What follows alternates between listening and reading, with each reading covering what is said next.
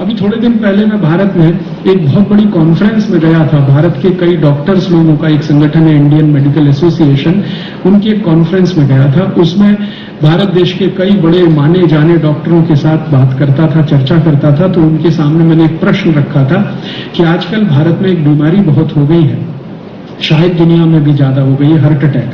बहुत ज्यादा हृदय घात हो रहे हैं और कम उम्र में हृदय घात हो रहे हैं। 35-40 साल की उम्र में भी लोगों को हार्ट अटैक हो रहे हैं। उसका समाधान के रूप में भारत में जो होता है वो क्या होता है?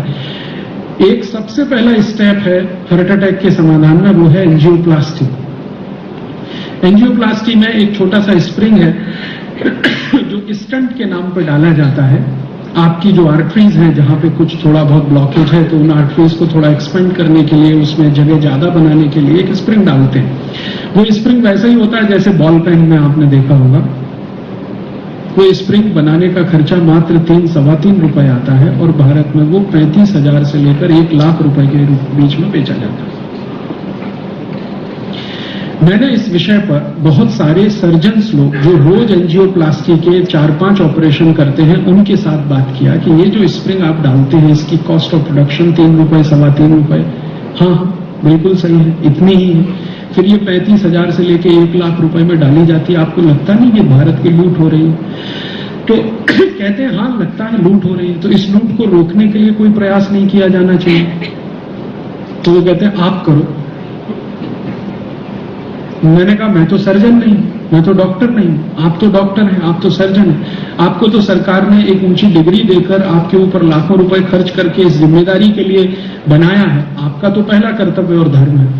तो उन्होंने कहा कि हाँ बात तो सही है, लेकिन अंत में एक ने धीमे से कहा कि ये जो 35,000 से 1 लाख के बीच में ये बिकता है स्टंट, इसमें कुछ कमीशन हमारा भी है। तो हम चुप बैठे।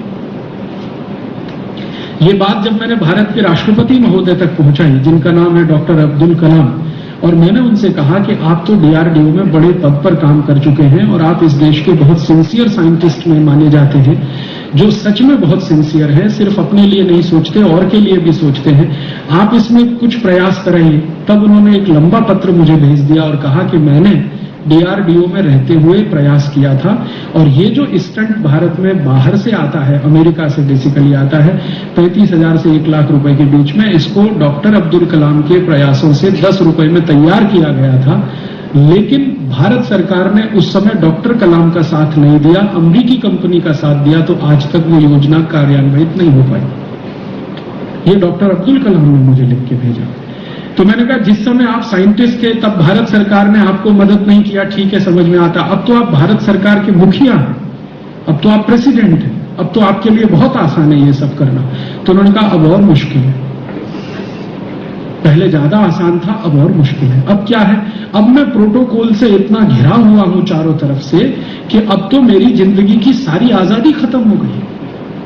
और उन्होंने दुख से कहा कि अगर मेरी बहन राष्ट्रपति भवन में मुझे राखी बांधने के लिए आए तो उसके लिए होम सेक्रेटरी से परमिशन लेना पड़ता है, होम मिनिस्ट्री से परमिशन लेना पड़ता है। अगर होम मिनिस्ट्री को मेरी बहन पर डाउट हो जाए तो वो परमिशन भी नहीं देता है और वो बिना राखी बांधे चली जाती है।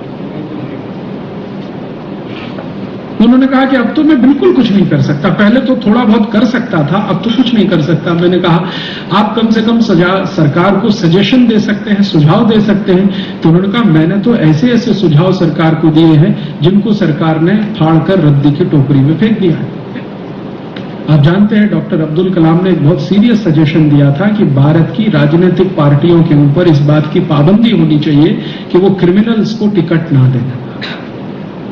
और आप जानते हैं इस पर सुप्रीम कोर्ट का जजमेंट है। सुप्रीम कोर्ट ने जजमेंट दिया था कि भारत में कोई भी क्रिमिनल को राजनीतिक पार्टी अगर टिकट दे तो उस राजनीतिक पार्टी की मान्यता रद्द होनी चाहिए। सुप्रीम कोर्ट के इस जजमेंट को भारत की सरकार लागू करने के मन में नहीं थी और भारत सरकार ने उलट कर कहा कि सुप्रीम कोर्ट कौन होता है हमको ये कहने वाला, हम संसद में कानून पलट देंगे। तो सुप्रीम कोर्ट का ये जजमेंट पलटने के लिए भारत के घोटालेबाज नेताओं ने, भ्रष्ट नेताओं ने, हरामखोर नेताओं ने एक साथ मिलकर एक ऐसा कानून बना दिया जिससे सुप्रीम कोर्ट का ये जजमेंट ही निष्प्रभावी हो गया और वो आज तक लागू नहीं हुआ। डॉक्टर कलाम को इसका बहुत धक्का लगा है और आज तक वो उस धक्के से उबर नहीं पाए। उन्होंने कहा कि मैंने तो एक कोशिश की थी भारत के हित में कुछ अच्छा हो जाए, लेकिन ये राजनीतिक पार्टियों का ऐसा समूह जो यहां बैठ गया है, ये तो कुछ करने नहीं देता है।